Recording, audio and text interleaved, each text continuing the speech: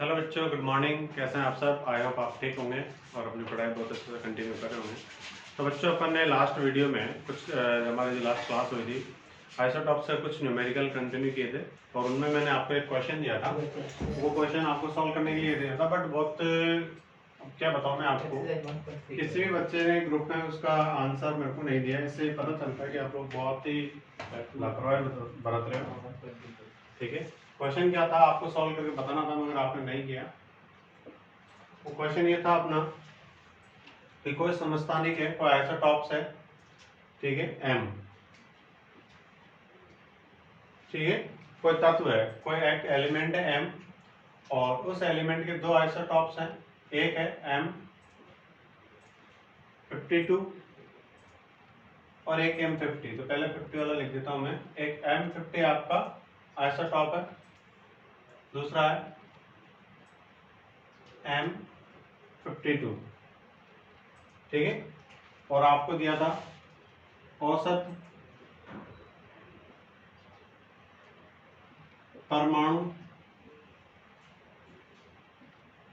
भार, average atomic weight दिया हुआ था इस एलिमेंट का 51.7। ये क्वेश्चन था और इसके अंदर पूछा था उस तत्व m की प्रतिशतता क्या होगी। यानी आपको पूछा था परसेंटेज ऑफ एलिमेंट क्या होगा। तो ऐसा क्वेश्चन को कैसे सॉल्व करेंगे अपन? जो हमारा बेसिक तरीका है उसी से अपन क्वेश्चन सॉल्व करेंगे, ठीक है। आपने जो क्वेश्चन किए हैं पहले, अब देखो, कोई एलिमेंट है, उसके दो आइसोटॉप से मान लिया, एक ए है, दूसरा बी है, और वो एलिमेंट हमारा क्या है? एम। पहला आइसोटॉप है, उसका एटॉमिक मास नंबर आपको कितना दे रखा है? Mass number 50। दूसरे का कितना दे रखा है? 52। अब परसेंटेज अवेलेबिलिटी की अगर बात करें अपन, तो वो नहीं दे रखी है। अब दोनों मिलाकर कितना है? 100%। तो देखो बेटा, अगर मान लेते हैं कि ए जो है x% है, दूसरा कितना हो जाएगा? 100 माइनस x। बस ये तो आपको IQ लगाना था भाई। ए और बी दो आइसोटॉप है, दोनों मिलकर कितना है? 100%। तो दोनों में से एक को x मान लिया तो दूसरा कितना होगा? 100 माइनस x, 100 माइनस x। अब वही क्वेश्चन हो गया आपका, फॉर्मूला वही, एवरेज एटॉमिक मास, ठीक है। एवरेज एटॉमिक मास बराबर वो है, आप क्या करते थे? Percentage availability multiply by mass number plus percentage availability multiply by mass number, द्रव्यमान संख्या से इसको गुणा कर देते अपॉन, ठीक है, total percentage availability, total percentage availability, ठीक है। तो अब आप ये तो दे रखा आपको 51.7 इक्वल्स टू क्या करोगे?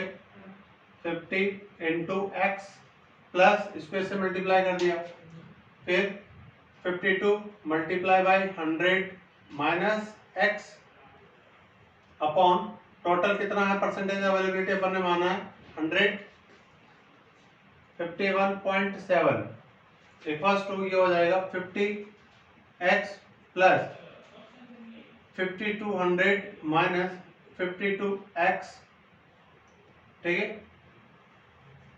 अपॉन 100। इसको आप सॉल्व कर लो मैथमेटिक्स से जस्ट, ठीक है। देखो 100 इधर जाएगा तो ये 51.7 इंटू 100, यानी 51,700 पॉइंट यहाँ लग जाएगा, तो ये हो जाएगा, ठीक है, 5170 इक्वल्स टू 52x माइनस का है 50x, तो माइनस का क्या हो जाएगा? 5200 माइनस 2x। अब देखो मैं 2x को उधर ले जाता हूं, 2x इक्वल्स टू जाएगा माइनस 5170, ठीक है।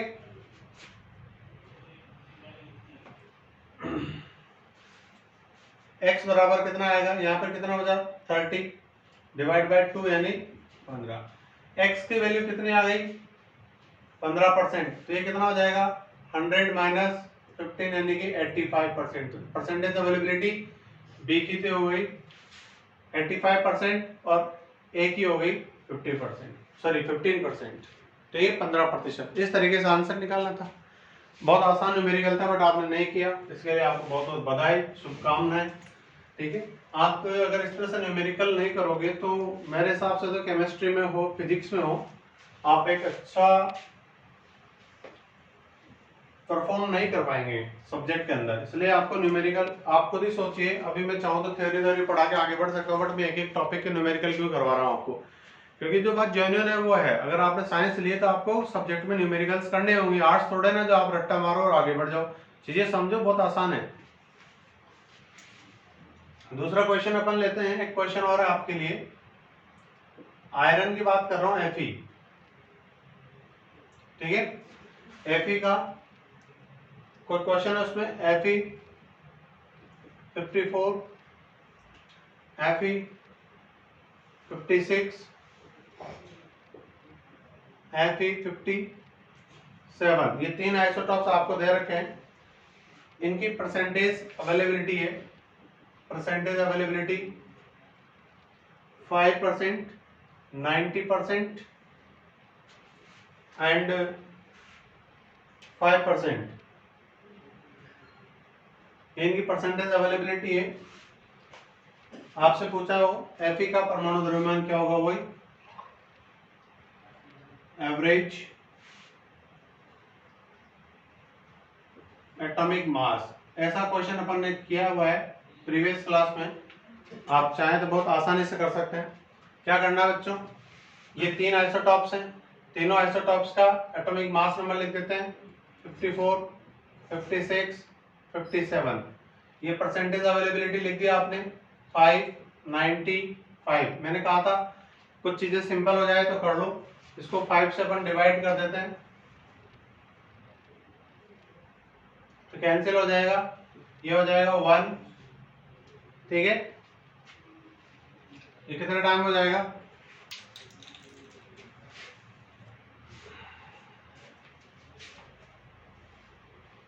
ठीक है, ये 1। अब आपके पास परसेंटेज अवेलेबिलिटी सिंपल रूप में हो गई, फॉर्मूला लगाया, किसको, इसको इससे मल्टीप्लाई करना है, इसको इससे मल्टीप्लाई करना है, इसको इससे मल्टीप्लाई करना है, बहुत आसान है। तो आपका एवरेज एटॉमिक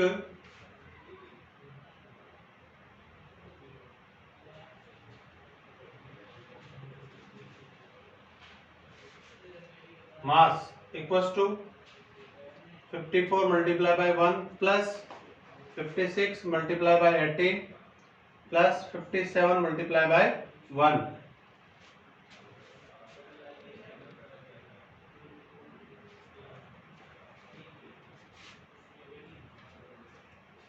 ठीक है,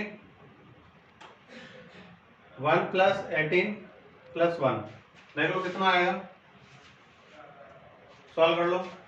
54 प्लस 56 को 18 से मल्टीप्लाई करो,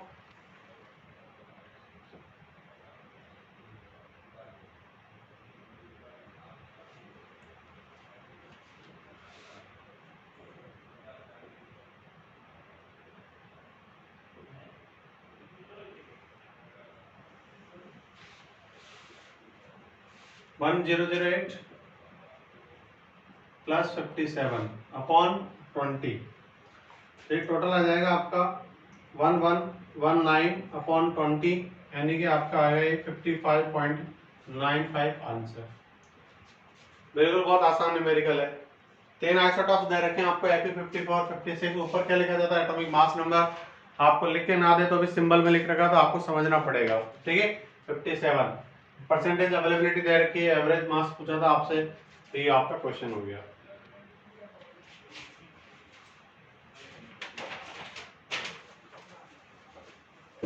अब अगला जो क्वेश्चन है उसमें थोड़ा आपको आईक्यू लगाना है, डिफरेंट पैटर्न का है, देखिए कितना समझ पाते हो आप उसे।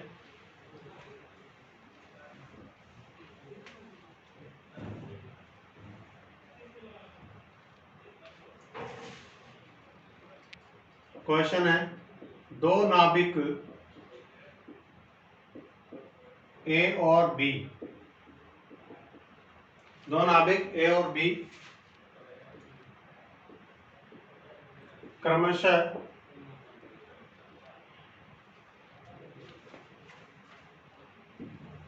दो नाभिक ए और बी सम न्यूट्रॉनिक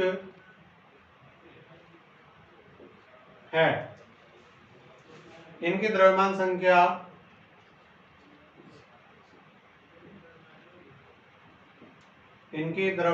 संख्या क्रमशः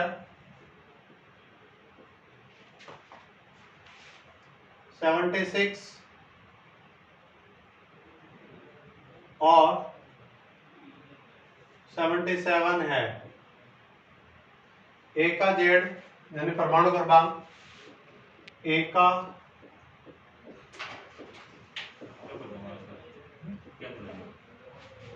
परमाणु क्रमांक 32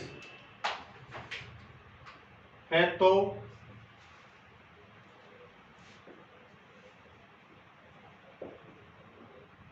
बी का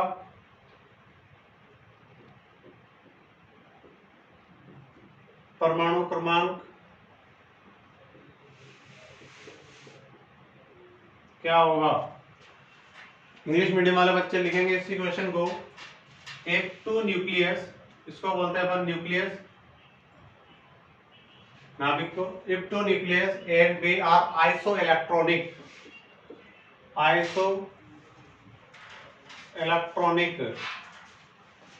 ठीक है। दो न्यूक्लियस हैं, आइसो इलेक्ट्रॉनिक है, ठीक है। F2 nucleus are isoelectronic and their atomic mass number is respectively 76 and 77. Full stop. If atomic number of A is 32, then what will be the atomic number of B? तो देखो इस type के question को कैसे solve करते हैं अपन। आपको क्या बताया कि दो न्यूक्लियस हैं, ए ले लिया, बी ले लिया, दोनों के एटॉमिक मास नंबर कितनी है? एक की 76 दे रखी है और दूसरे की दे रखी है 77, ठीक है। आपको बोला गया है कि एक का एटॉमिक नंबर 32 है, तो इसका एटॉमिक नंबर Z आपको पता करना है, ये आपसे पूछा है। शर्त क्या दे रखी है? कंडीशन कि दोनों कैसे हैं? आइसो न्यूट्रॉनिक है, सॉरी मैंने इलेक्ट्रॉनिक, आइसो न्यूट्रॉनिक है, आइसो न्यूट्रॉनिक, करेक्शन कर लेना भैया, मैंने आइसो इलेक्ट्रॉनिक लिख दिया था इंग्लिश में, आइसो न्यूट्रॉनिक। तो अब देखो आइसो न्यूट्रॉनिक का मतलब क्या है? मैंने आइसो से संबंधित डेफिनेशन पढ़ाई थी, तो बताया था उसी दिन पहले कि आइसोटॉप्स मतलब आइसो में कुछ इक्वलिटी आती है, तो आइसो न्यूट्रॉनिक मतलब नंबर ऑफ न्यूट्रॉन जिनमें सेम है। आइसो न्यूट्रॉनिक सम न्यूट्रॉनिक है, यानी दोनों में न्यूट्रॉन की संख्या बराबर है, आइसो न्यूट्रॉनिक। तो आइसो न्यूट्रॉनिक का मतलब क्या हुआ कि ए और बी के अंदर न्यूट्रॉन की संख्या क्या होगी? सेम होगी। अब आप देखो